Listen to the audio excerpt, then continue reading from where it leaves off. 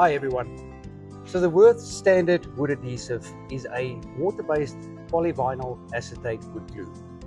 It has a D2 rating, which means unfortunately it is only meant for indoor use.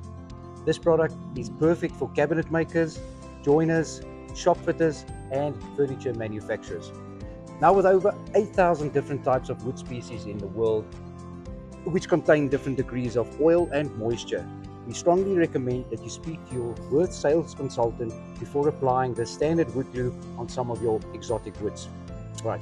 This wood glue also, when it cures, is clear in color and will not remain white. Also, Worth standard wood glue, although it tastes terrible, is also completely food safe.